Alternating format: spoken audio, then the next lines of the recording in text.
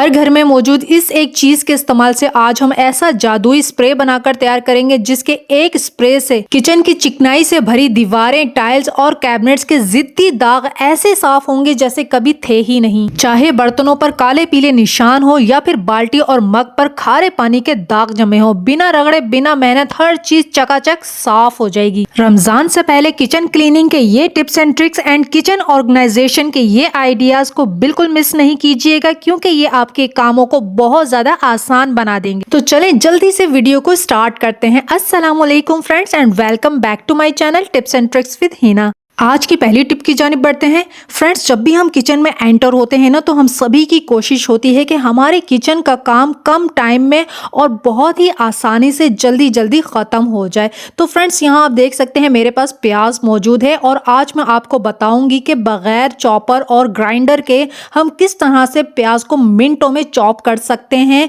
या फिर इसका पेस्ट बना सकते हैं। आपकी इलेक्ट्रिसिटी भी बचेगी और आपकी मेहनत भी कम हो जाएगी।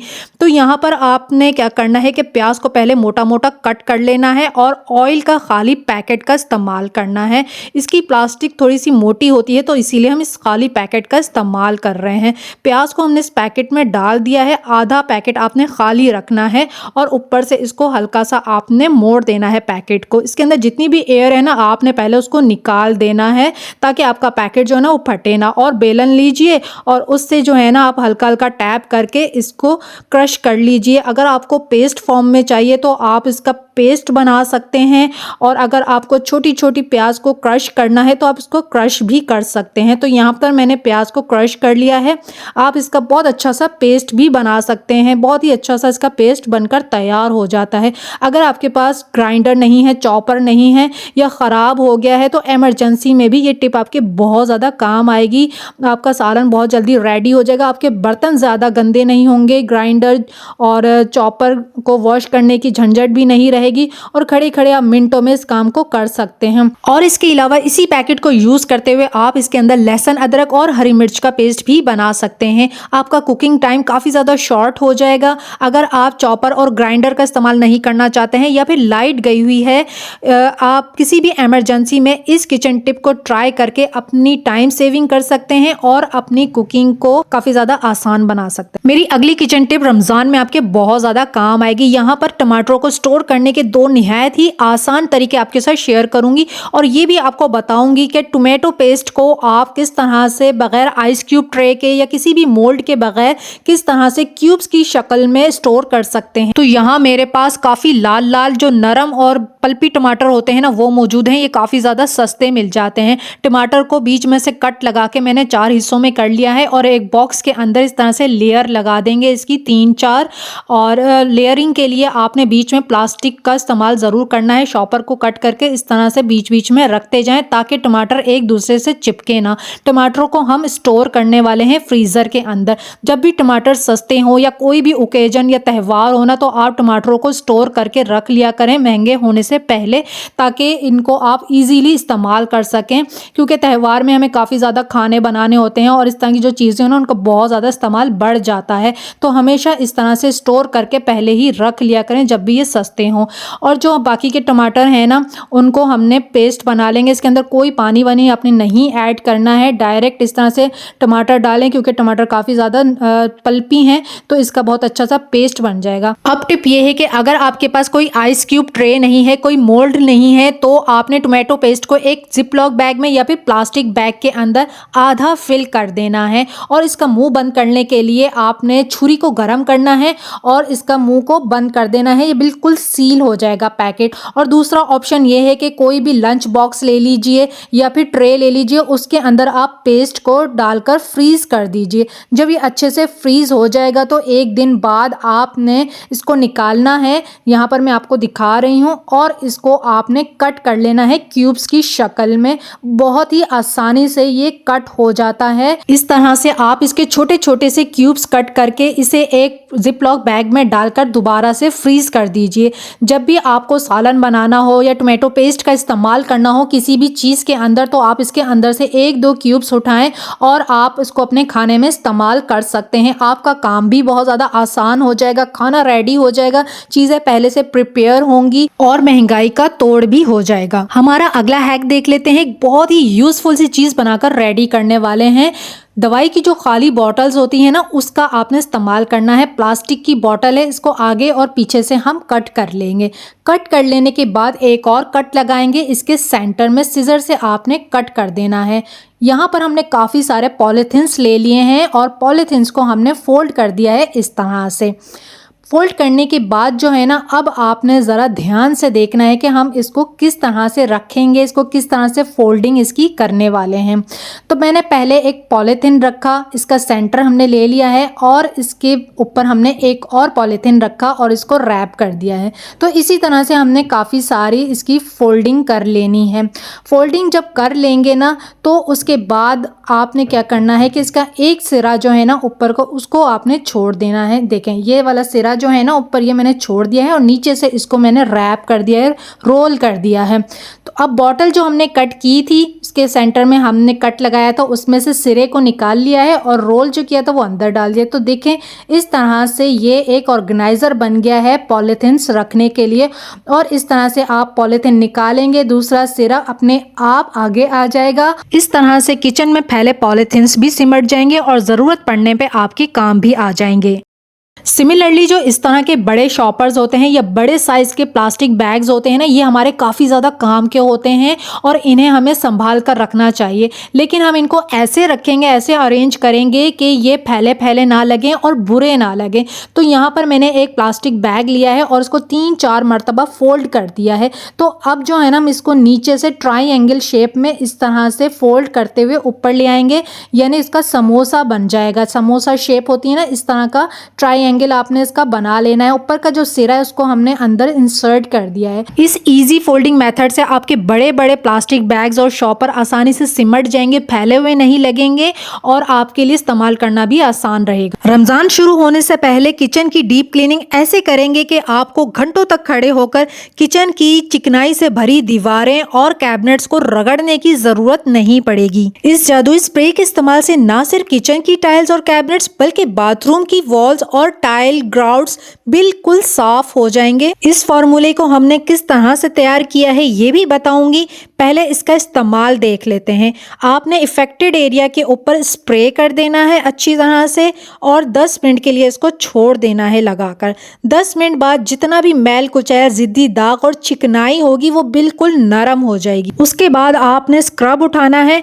जैसे ही आप स्क्रब करेंगे, जितनी भी जो मैल कुचैल है वो बहुत ही आसानी से साफ हो जाएगी। यहाँ पर आप देख सकते हैं मेरे किचन की जो दीवारें हैं, इनके ऊपर टाइल्स मार्बल नहीं लगा हुआ है। इन सिंपल दीवारों के ऊपर अगर चिकनाई जम जाए ना, तो इनके ऊपर से चिकनाई साफ करना नामुमकिन हो जाता है। इसके बावजूद आप देख सकते हैं किचन की दीवारें बहुत ही आसानी से साफ हो रही हैं।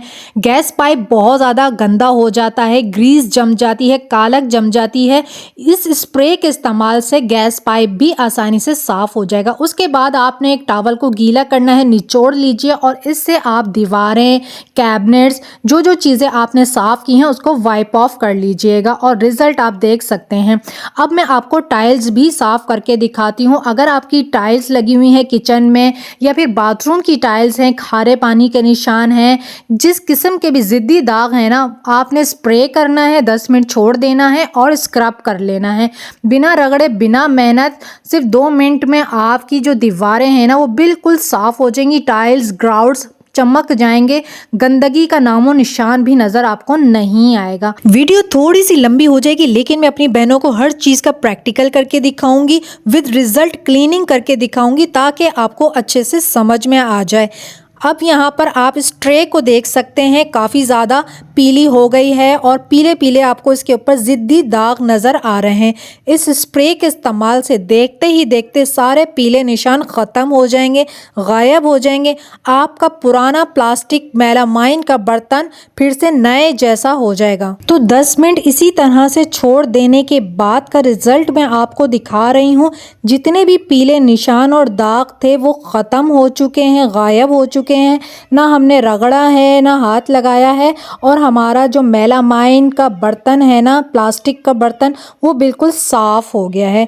अब यहाँ पर इसको रगड़ने की ज़रूरत नहीं थी, लेकिन मैं आपको जस्ट समझाने के लिए यहाँ पर स्क्रब का यूज़ करके बता रही हूँ कि जब आप बर्तन साफ़ करेंगे ना, तो अगर उस पर थोड़े बहुत पीले निशान रह भी जाते हैं ना, या फर्स्ट बैक साइड है बर्तन की तो उस पर लिक्विड स्टे नहीं करेगा, तो स्प्रे करने के बाद आप हल्का सा स्क्रब मार लीजिएगा, तो उससे भी जितने भी निशान होंगे ना वो बिल्कुल साफ़ हो जाएंगे और आपके पुराने बर्तन जो है ना वो नए जैसे चमकने लगेंगे, दोबारा से इस्तेमाल करने के काबिल हो जाएंगे। तो देखिए वॉश करने के बाद क्या ज़बरदस्त शाइन आ गई है, क्लीन हो गया है, साफ़ हो गया है, वाइट हो गया है मेलामाइन का बर्तन।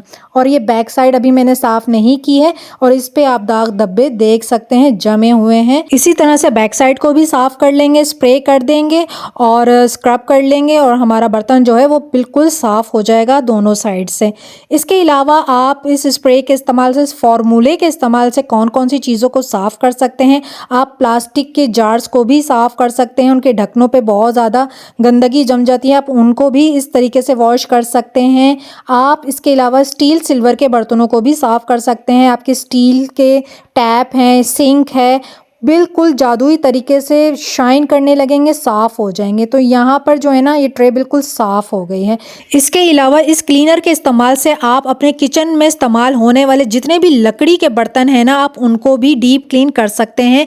इन बर्तनों को डीप क्लीन करना बहुत ज़्यादा ज़रूरी होता है क्योंकि इनमें बैक्टीरियाज जमे रह जाते हैं, छुपे रह जाते हैं, फफूंद जम जाती है। अच्छी तरह से धूप ना दिखाने की वजह से, डीप क्लीन ना करने की वजह से बहुत ज़्यादा स्मेल पैदा हो जाती है। तो इनको डीप क्लीन करना भी बहुत ज़्यादा ज़रूरी है। इनको भी हम सैनिटाइज़ कर लेंगे, बहुत अच्छे से ये साफ़ हो जाएंगे। स्प्रे कर दीजिए, स्क्रब कर दीजिए और अच्छी तरह से आपने खुले पानी से इन सारे खाने पीने के जितने भी बर्तन हैं ना, उन्हें आपने साफ़ कर लेना है, वॉश कर लेना है।